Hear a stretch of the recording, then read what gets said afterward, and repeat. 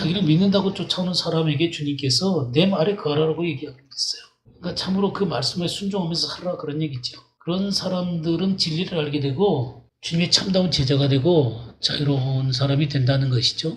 그러니까 바울 사도는 구원을 받고 진리에 이르기를 원하는 다른 사람에게 그렇게 얘기할 수 있는 사람은 자기가 구원을 받고 진리를 알아야지요. 그러니까 이 기도를 하는 사람들이 바로 이런 주님의 제자 같은 사람들이라는 거예요. 디모데 같은 사람들, 주님의 제자들. 이 중보기도를 주님께서 지금 간구와 기도와 도구와 감사 이런 것을 할 수 있는 사람들은 이렇게 그 진리의 말씀 가운데 서 있는 사람들이죠.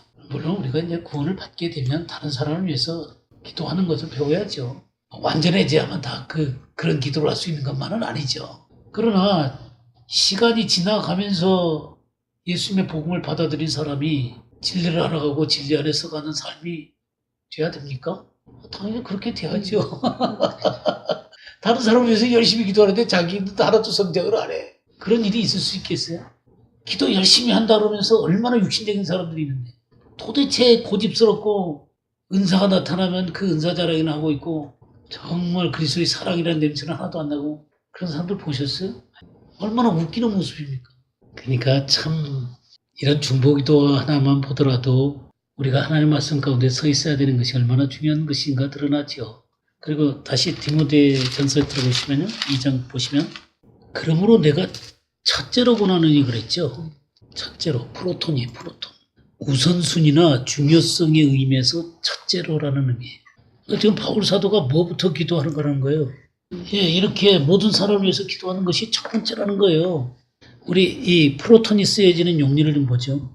누가복음 17장 25절을 한번 보겠어요.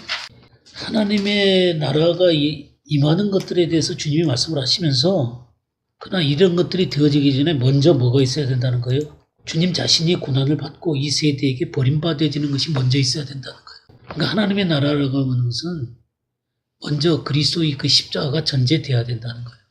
그런 의미에서 이 프로톤이 쓰였어요. 조금 더 볼까요? 디모데전서 1장 16절 한번 보겠어요. 그러니까 하나님은 바울 사도가 영생 얻는 자들의 본이 되게 하고 싶으세요. 영생 얻는 자, 우리들의 본이 되어야 되는 것이죠. 그러면 이거 전에 뭐가 있어야 된다는 거예요. 먼저 긍휼을 입어야 된다는 거예요. 그리고 주님의 오래 참으심을 경험해야 된다는 거예요. 그러니까 주님의 긍휼과 오래 참으심으로 말미암아 바울을 건져내신 이게 선행돼야 된다는 거예요. 하나님 바울을 위대하게 쓰고 싶어요. 죄수의 괴수 같은 이 바울이 주님의 긍휼과 오래 참음으로 말미암아 주님 안에서 구원받고 변화되지 않으면 어떻게 그 일을 감당하겠어요? 그럴 때 이 프로토스 이런 게 쓰인 거예요. 마태복음 12장 29절도 한번 볼까요? 사람이 먼저 강한 자를 결박하지 않고서야 이게 사탄이거든요. 사탄을 결박하지 않고서야 어떻게 그 강한 자의 집에 들어가서 그 세간을 강탈하겠느냐. 결박한 후에야 그 집을 여기 사람이 누구냐면 예수 그리스도세요. 예수 그리스도가 사탄을 이미 결박시켜 놓으신 거라고요. 그래서 우리로 사탄의 세계를 우리 그리스도인들이 유린하도록 하게 만들어 놓으신 거예요. 제가 한번 말씀을 드린 적이 있는데 사탄과 우리가 직접 싸우는 게 아니라는 거 얘기했죠. 그러면서 우리가 크리스천의 삶을 사는 것, 진리의 말씀 가운데 서서 주님과 더불어 동행하는 삶을 사는 것 그것 자체가 하나님의 영광을 드러내는 삶이기 때문에 사단에게는 이게 무시무시한 무기가 되는 거예요. 사단은 그런 사람을 만나면 너무너무 두려운 거예요. 진리로 무장되어 있고 진리 가운데 서서 주님과 함께 걸어가는 사람. 사단은 이런 사람이 무서운 거예요. 그러니까 우리는 막 사탄과 싸우려고 큰일을 하려고 그러지 마세요. 우리가 그렇게 서 있고 그런 삶을 사는 것 자체가 사단의 세계는 완전히 진동이 되는 것입니다. 네. 주님의 영광이 선포되는 거예요. 그렇게 살면 되는 거 같다. 자기 과시를 해가지고 자기가 얼마나 능력 있는 사람인지를 보여주려고 애를 쓰는 누가 언제 하나님 증명하라 그랬어요. 하나님이 집에서 나를 사용해서 쓰면 되는 거지. 주님과 함께 걸어가면 되는 거지. 언제 하나님을 증명하라 그랬어요. 내가 하나님 변호사예요? 주님께서도요. 빌립이 아버지를 보여주세요 그러니까. 빌립아 내가 이렇게 너하고 오랫동안 있는데 아버지를 보이라 그러냐? 아버지가 내 안에서 말씀을 하는 것이고 내 안에서 그분의 일을 하는 거다.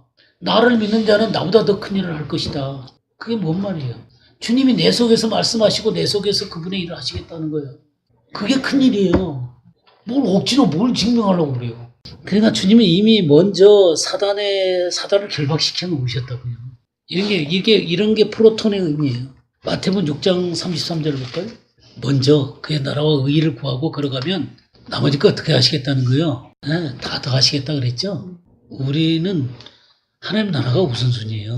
하나님의 의의가 우선순위라고요. 그러니까 걸어가면 되는 거예요. 나머지는 주님이 어떻게 하시겠다는 거예요. 다 책임지겠다는 거죠. 다 하겠다는 거죠. 마태복음 7장 5절 한번 보세요. 들보가 빠져야 된다는 거죠. 내 속에 있는 들보, 내 눈 속에 있는 자아의 들보가 빠지는 거예요. 자기 육신이 무너져야 되는 거죠. 영적인 눈이 밝아져서 형제의 눈 속에 있는 til. 그러니까 이 먼저라는 단어가 이렇게 쓰이는 거예요. 그러니까 이 프로톤이라는 게 그러니까 첫째로 권한다라고 하는 얘기는 그만큼 하나님 나라 가운데서 하나님의 백성이 이 기도의 자리에 선다는 것이 그만큼 중요하다. 난 목사님이 다 그 기도 자리에 가게 되면 그게 바로 이 세상을 움직이는 거다 그 말이에요. 놀랍죠? 네. 이게 그런 자들이 우리들이에요. 그러니까 하나님은 우리들을 통해서 세상을 다스리기를 원하시는 거예요. 우리 기도를 통해서.